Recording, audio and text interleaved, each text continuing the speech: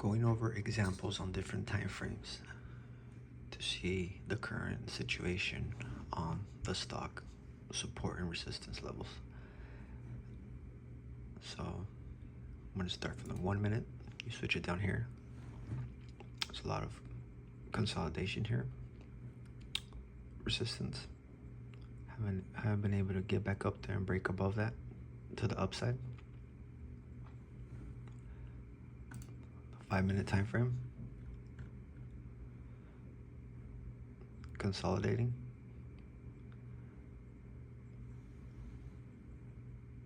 30-minute time frame. That's very important to always check your time frames, because this will definitely put you back in your game to see the overall of what's going on with the stock and the way it's moving, because different times frame will tell you different stories. So right now, as we said, I'm gonna go to the 30-second time frame, and you're gonna see that the stock, so each candle is basically 30-second time frame. It's a 30-second, and this stock has not been able to break out of this resistance here, right up there. And there's more resistance here. It just went right down, spiraled, went down, and that's basically where it's at, you know. And if you can see, there's a lot of red here, a lot of selling going on. So I would say that this stock has a lot of short sellers. You can see a lot of red here versus greens. And you can just see right here the volume of the candles. Million short sellers, red, 1,862,000. And it's just a really, this type of stock is the ones that we would have to look after, because even if you see green volume in the bottom here right now, we have a volume of 1 million right there. But look, it's gonna start to dip. It's gonna want to retest. It's gonna want to see if it could break above that top one there at 548. But if you can see the wick, it's gonna bring it right back down. So these are the tricky stocks that are really ready to take your money. They're just waiting for buyers to step in and boom, take it right back down. Really hard. So say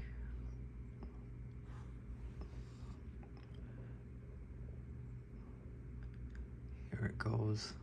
It's at, the spread's at 573. This is 586. Okay, so it looks like it's going up, right? It broke above.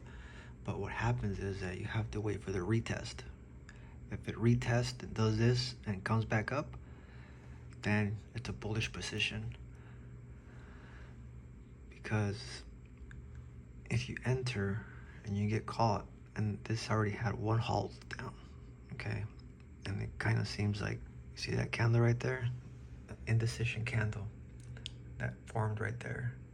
Now it's gonna, the sellers are gonna step up again. It's gonna create another resistance here.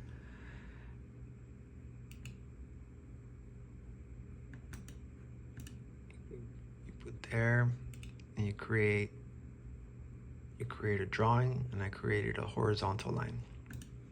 So I could see the resistance level, the next resistance level where the sellers are gonna be sitting at. You can change the color if you want. I usually make them white. And there they are, trying to break out of there. MACD is open. The volume down here is at 650,000, 671.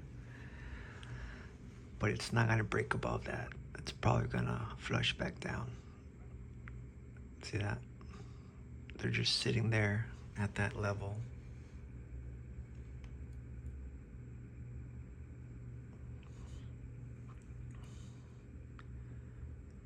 And then all the sellers are stepping in.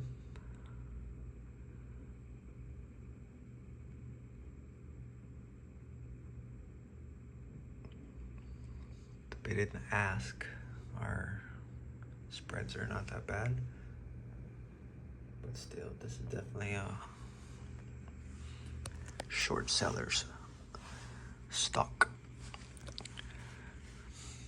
There are a few moves that you can make here, but you gotta make them really fast.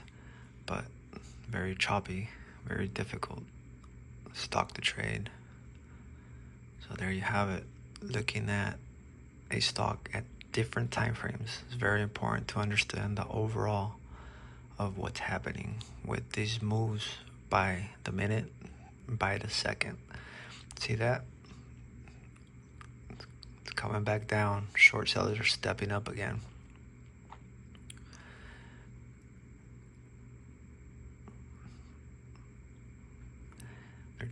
They're trading above the 9 EMA, but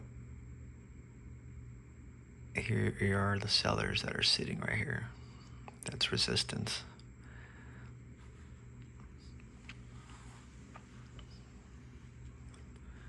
So just keep that in mind. It's very important to check to see on every time frame and not just go with one, because it could fool you really quick if you just stick to one time frame and think, oh yeah, this thing's breaking out. Yeah, but if you look at the overall picture of how it's really doing, then you'll really find out if you want to trade this or not. So there's my 2 cents. Hope that this is helpful.